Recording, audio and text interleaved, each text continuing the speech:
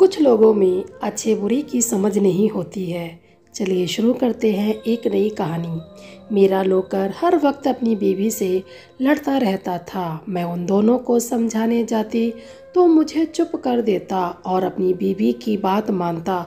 मुझे बड़ा गुस्सा आता क्योंकि मेरा नौकर बहुत ही खूबसूरत था और उसकी बीवी बदसूरत थी। मेरी शादी हो चुकी थी मगर मैं अपने नौकर से शादी करना चाहती थी ताकि उसकी बीवी की सौतन बनकर उसे सबक सिखा सकूं। मैं अपने पति से तलाक लेने का इरादा कर रही थी। एक दिन मैं अपने नौकर को अपने साथ होटल ले गई। इसके बाद जो मैंने उसके साथ किया वह सुनकर आपके रोंगटे खड़े हो जाएंगे। मेरा नाम नीलम है। बात उन दिनों की है जब मेरी सरकारी जॉब लगी थी। मैं एक बड़े से घर में रहती थी। साथ ही मुझे क्वार्टर मिला था ताकि मैं अपना कोई भी नौकर रख लूं, उसको रहने के लिए जगह दे सकूं। ऐसा ही हुआ जब मैं राहुल को अपने घर में नौकरी के लिए रखा तो उससे कह दिया कि तुम अपनी फैमिली को भी यहाँ रखना। राहुल बहुत खूबसूरत इंसान था। उसको देखकर तो इंसान की भूख मिट जाती है। मैं जैसे ही उसे देखती तो मुझसे नज़रें चुरा लेता। मुझे उसकी यह बात बहुत बुरी लगती थी मगर मैं शादीशुदा थी। मेरा पति भी एक सरकारी महकमे में काम करता था मगर मुझे किसी मर्द का खुद को यूं नज़रअंदाज करना अच्छा नहीं लगता था। मेरे ख्यालों में तो मैं इतनी खूबसूरत थी कि मुझे कोई नज़रअंदाज कर ही नहीं सकता था। राहुल के पास एक ऐसी कौन सी परी थी जिसे देखने के बाद वह किसी की तरफ देखना भी पसंद नहीं करता था। यह सोच मुझे एक अजीब सी परेशानी में गिरफ्तार कर चुकी थी। एक दिन मैं अपने कमरे में थी। मेरा पति ऑफिस चला गया। मुझे अपने पति पर अक्सर शक रहता था कि वह किसी से मिलने जाता है क्योंकि वह अपने फ़ोन से बहुत सी लड़कियों से बातें किया करता था। वह रात को अक्सर लेट आता और सुबह होते ही चला जाता। मैं इससे बहुत ही बड़ी परेशानी होती थी क्योंकि मेरा पति पहले तो मुझसे बहुत मोहब्बत करता था लेकिन फिर उसका रवैया मेरे साथ बदलने लगा। इसलिए आज मैं सुबह होते ही ऑफिस निकलने लगी। मेरा ख्याल था कि मैं आज अपने पति के ऑफिस में जाऊंगी ताकि हकीकत पता कर सकूं। आज जैसे ही मैं अपने घर से निकली तो मुझे सर्वेंट क्वार्टर से कुछ रोने की आवाज़ आ रही थी।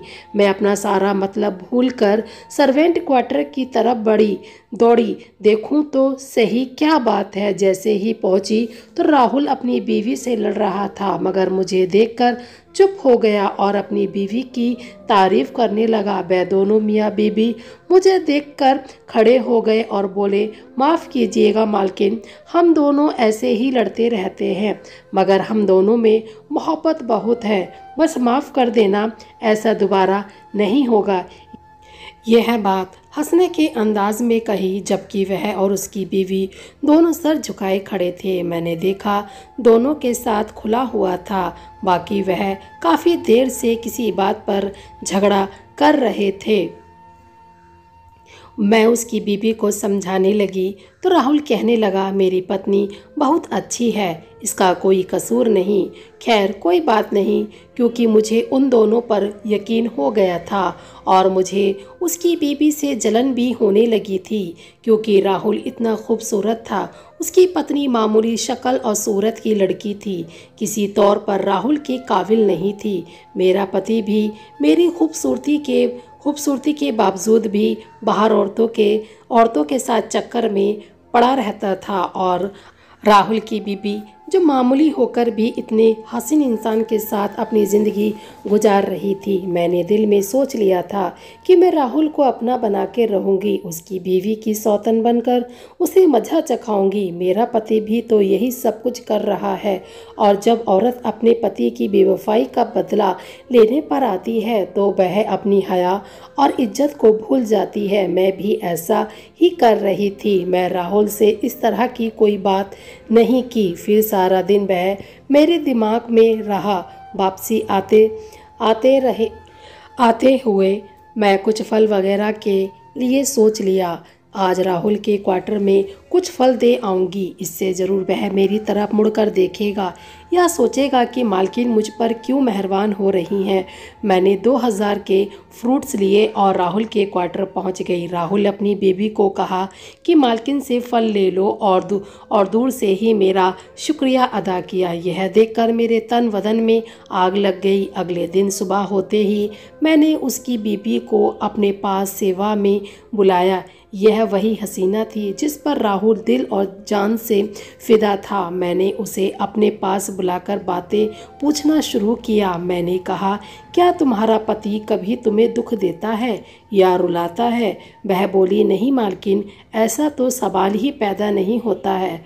बस कभी कभी जानबूझकर झगड़ा कर लेता है और जब मैं रोने लगती हूँ तो उसी वक्त मुझे मना लेता है और माफ़ी भी मांगता है। इससे मुझे कभी दुख नहीं दिया, मुझे हंसाने की कोशिश करता है। मैं उसकी बातें सुनकर जल भुन गई थी। ऐसा भी क्या है तुम में जो वह तुम पर मर मिटा है? वह हंसकर बोली, बस यही नहीं बता सकती कि मुझ में कुछ है जिसकी वजह से मेरा राहुल दीवाना है। मैंने उसे हर तरफ से देखा, काली रंगत और वह बहुत ही बदसूरत थी। वह कहने लगी, राहुल मुझे जो कहता है मैं वही करती हूँ। हमारे यहाँ पति को भगवान की तरह पूजते हैं और मैंने भी अपने पति को दिल का सुकून बना लिया। पति के लिए ऐसे बन जाऊँ कि वह तुम पर नज़र डालते ही खुश हो जाए। मैंने ऐसी चीज़ को दिल से लगा लिया। मेरी ज़िंदगी तो सुकून से हो गई। मैं अपने पति के साथ इतने प्यार भरी बातें करती हूँ कि उसे कहीं और देखने का मौका ही नहीं मिलता। मैंने तो अपना सिर पीट लिया था और कहा, तुम तो बड़ी शायराना बातें करती हो, तुम कहाँ तक पढ़ी लिखी हो? मैंने उसे नीचा दिखाने के लिए कहा था। वह कहने लगी, मालकिन, मेरी तो पढ़ाई कहीं तक नहीं है, मैं अनपढ़ हूँ। उसकी आवाज़ सुनकर मेरा तो दिल जैसे ही जल गया। क्या तुम्हारा पति कभी भी और किसी और औरत की तरफ नहीं देखता है क्या? मेरे दिल की तसल्ली के लिए पूछा। नहीं मालकिन, किसी औरत की तरफ देखने का तो सवाल ही पैदा नहीं होता, चाहे वह कितनी ही खूबसूरत क्यों ना हो, उसने गुरूर से इतराते हुए कहा। मैंने दिल में कहा, मैं तेरी इस गुरूर का इलाज चंद दिनों में ही कर दूंगी। और फिर मेरे दिल में आग लग गई। मैंने कहा कि मैं तुम्हारी खुशियां बर्बाद करके रहूंगी, पर मैं बाहर से बहुत मुस्कुरा रही थी और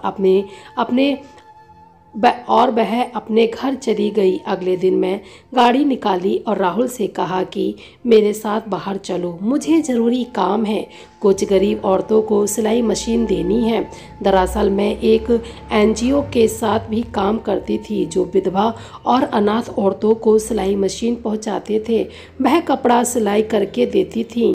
मैंने राहुल से कहा कि मैं सिलाई की भारी मशीन खुद नहीं उठा सकती। 3 मशीन थी जो मैंने अलग अलग घरों में देनी थी। तुम भी आ जाओ तो मुझे हल्का पड़ेगा। मर्द का साथ होना ज़रूरी है। गाड़ी में बैठते ही मैं राहुल से कहा, तुम तो बड़े ही कच्चे किस्म के मर्द हो। मेरी बात सुनकर वह चौंक गया। मैं उसकी अकड़ पर ठेस लगाना चाहती थी। क्या मतलब है मालकिन, मैं कच्चे किस्म का मर्द हूँ? आज तक मुझे किसी ने यह बात नहीं कही और मेरी बीवी तो मेरी दीवानी है। वह हंसकर बोला। तो मैंने कहा, वह क्यों ना दीवानी हो तुम्हारी? वह काली और तुम गोरे चिट्ठे, तुम पर तो कोई भी लड़की फिदा हो सकती है, तो क्या फ़र्क पड़ता है कि तुम्हारी सेवा करे? यह बात कहते हुए मैंने राहुल को बड़े गौर से देखा। मेरी बात सुनकर राहुल गुस्से से बोला, ऐसी बात नहीं है, वह दुनिया की खूबसूरत और बेहतरीन औरत है। मैं तो उसके होते हुए किसी और की तरफ देखना तो पाप समझता हूँ। मालकिन, आपकी मैं बहुत इज्जत करता हूँ, पर मैं अपनी बीवी के बारे में कोई बात नहीं सुनूंगा। उसकी बात सुनकर मैं खामोश हो गई। फिर मैंने सोचा कि मैं उससे अभी कोई बात नहीं करूँगी। 3 घरों में मशीन पहुँचाने के बाद मैं काफ़ी थक गई थी। मैंने कहा, राहुल मैं थक गई हूँ, मैं होटल में जाकर ज़रा खाना खाना चाहती हूँ, तुम मेरे साथ चलो। तो मेरी बात सुनकर उसने साफ इनकार कर दिया। मालकिन, मैं कभी किसी औरत के साथ बाहर बैठकर खाना नहीं खाता, मेरी बीबी क्या सोचेगी? अरे वह कौन सा तुम्हें देख रही है? मैंने उसकी हिम्मत बंधाई। नहीं मालकिन, वह देख नहीं रही तो क्या हुआ, मैं अपनी बीवी का वफादार हूँ और हमेशा रहूँगा। इस बात को सुनकर मैंने कहा, क्या मैं अकेली जाऊँ? मैंने उसकी शर्म को जगाना चाहा, तब वह जोश में आ गया। ठीक है मालकिन, आप मेरे साथ चलो, मैं आपके साथ बैठकर खाना खा लूँगा। मैं उसकी बात पर मुस्कुराई। हमने होटल में साथ में बैठकर खाना खाया। उसकी नज़रें बिल्कुल नीचे थीं। मैंने उसकी यह नज़रें देखकर कहा, राहुल क्या तुम मेरी तरफ भी देखना पसंद नहीं करोगे? क्या मैं इतनी बुरी हूँ? मेरी बात सुनकर वह दूसरी तरफ चेहरा फेर कर बोला, ऐसी बात नहीं है मालकिन, मैं आपकी बहुत इज्जत करता हूँ। मैंने उससे कहा कि राहुल तुम मेरी तरफ देखो, मुझे तुम्हारा साथ चाहिए, क्या तुम मेरा साथ दोगे? राहुल ने मुझे कोई जवाब नहीं दिया। मुझे खुद पर गुस्सा आने लगा। थोड़ी देर बाद हम गाड़ी में जाकर बैठ गए। उसके चेहरे पर अजीब सी बेचैनी थी। मैं तेज रफ्तार से गाड़ी चलाने लगी। गाड़ी चलाते चलाते मैं ना जाने किन ख्यालों में खो गई। अचानक चौंक कर उसने मेरी तरफ देखा। मुझे लगा राहुल बस मुझे ऐसे ही देख रहा है, पर उसकी नज़रों में थोड़ा डर था। सामने आई गाड़ी की वजह से वह मुझे इशारा कर रहा था कि मैं गाड़ी ध्यान से चलाऊं, मगर मैं गाड़ी को रोक ना सकी और गाड़ी एक ट्रक के साथ जा लगी। बस फिर क्या था, मुझे कोई होश नहीं रहा। मेरी आंखें खुली तो मैं सफ़ेद पट्टियों में जकड़ी हुई थी। मैंने आंखें खोलकर देखा, आसपास कमरे में कोई नहीं था। मेरा दिल घबरा गया, कहीं मैं मर तो नहीं गई। फिर मैंने सोचा कि ज़रूर कोई अस्पताल होगा और मेरे जिस्म पर पट्टियां बंधी हुई थीं। तभी एक नर्स कमरे में अंदर आई और बोली, आपका इस अस्पताल में एडमिट किया गया है क्योंकि आप दोनों का एक्सीडेंट हो गया था। आप मियाँ बीबी हैं क्या? नर्स ने पूछा। तो मैंने नहीं में सर हिला दिया। नहीं, हम मियाँ बीबी नहीं हैं, वह मेरा नौकर है। मेरी बात सुनकर उसे सुख का सांस लिया और बोली, चलिए शुक्र है, मैं आपके पति को फ़ोन करके बता देती हूँ कि वह आपका आकर हाल चाल पूछ लें।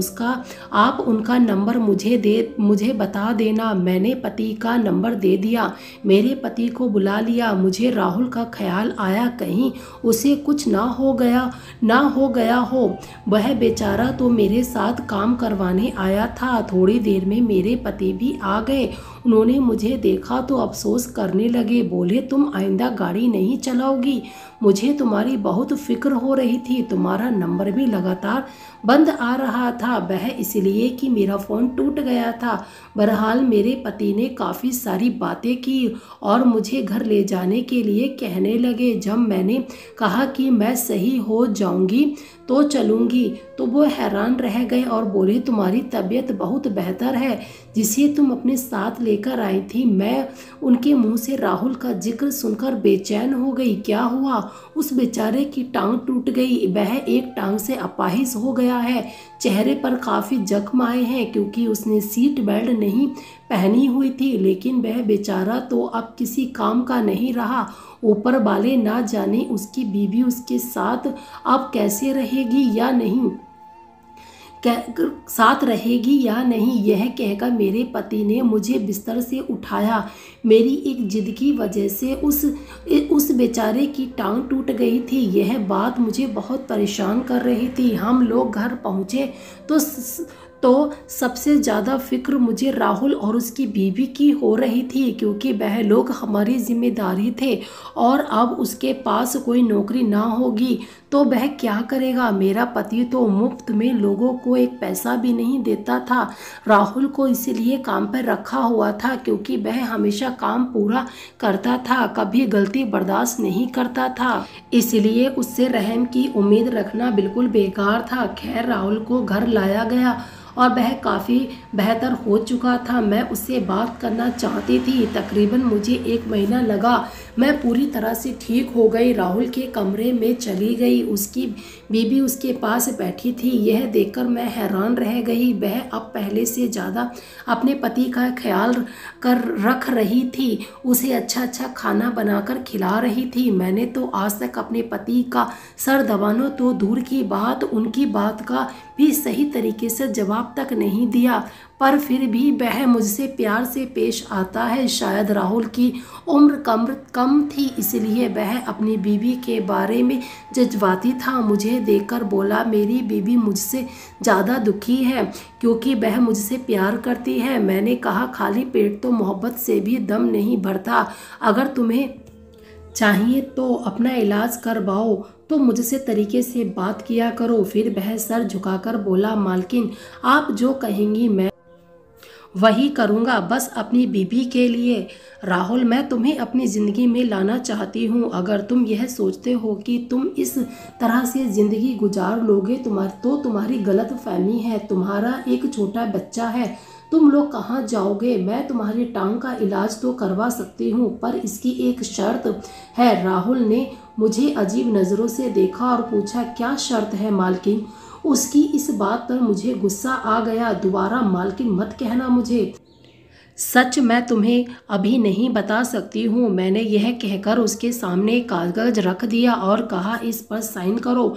राहुल ने उस पर साइन कर दिया। वह शादी का कागज था जिस पर राहुल ने मुझसे वादा किया था कि वह मुझसे शादी करेगा और 6 महीने बाद ही करेगा, क्योंकि इसने शादी का वादा कर रखा है और मुझसे इस काम के लिए बहुत भारी रकम भी ले रहा है। राहुल को नहीं मालूम कि उस पेपर पर क्या लिखा था, बस सच मैं ही जानती थी। मैंने उस पर साइन करवा लिया। फिलहाल वह अपने टांग का इलाज करवाना चाहता था। मैंने उसे तसल्ली दी, तुम्हारा इलाज ज़रूर हो जाएगा, तुम बिल्कुल भी किसी बात की फ़िक्र ना करो। मैं तुम्हारे लिए बेहतरीन से बेहतरीन डॉक्टर लेकर आऊँगी जो तुम्हारी देखभाल कर सकेगा। मैं राहुल को पूरे तौर पर शीशे में उतारने की कोशिश की, मगर उसने मेरी किसी बात को सही से जवाब नहीं दिया था। खैर, उस वक्त वह बहुत मजबूर था। वह चाहता था कि किसी तरह अपनी पत्नी और बच्चे का खर्चा संभाल सके। उसे यह भी मालूम नहीं था कि वह अपनी पत्नी के तलाकनामे पर साइन कर चुका है। यहाँ तक कि मैंने उसके इलाज के लिए बाकायदा पैसा देना शुरू कर दिया। राहुल भी अपना इलाज करवाता रहा। मैं खुश थी कि 3 महीने बाद उसकी पत्नी को तलाक हो जाएगी और राहुल मेरा हो जाएगा। फिर मैं भी अपने पति को छोड़ दूंगी, मगर ऊपर वाले का शुक्र है जो बेवकूफ़ी और मोहब्बत की पट्टी मेरी पूरे तौर पर नहीं बंधी थी। 3 महीने बाद राहुल ठीक होकर मेरे सामने आया। उसने एक ऐसी कड़वी बात कही, वह मैं बता भी नहीं सकती, लेकिन हाँ, इसके अल्फाज बदलकर मैं आपको बता सकती हूँ। उसने तो मुझे सीधे सीधे एक बाजारू औरत कह दिया था। असल में मैं जब भी राहुल से मिलने जाती तो बहाने से उसकी पत्नी को बाहर भेज देती थी और फिर मैं राहुल के साथ अकेली रह जाती थी। मैं उठकर राहुल के पास चली जाती और उसके बहुत करीब हो जाती थी। राहुल मेरी नीयत को भांप गया था और हमेशा मुझसे दूर रहने की कोशिश करता था, मगर अपने बीमारी के चलते कुछ नहीं कर पाता था। वह बहुत मजबूर था और मैं अपनी हरकतों से बाज नहीं आई थी, बल्कि मैं मौत का मुंह देखकर आई थी। फिर भी मैं राहुल के पीछे लगी हुई थी। राहुल की जगह अगर कोई और मर्द होता तो कब का पिघल चुका होता, मगर राहुल सच्चा और ईमानदार इंसान था। अपनी पत्नी से बहुत प्यार करता था, उसे धोखा देना नहीं चाहता था, मगर वह उस वक्त मजबूर था। आज भी वह जब ठीक हो चुका था, इसलिए ये बात कहकर मुझे अंदर से हिला कर रख दिया।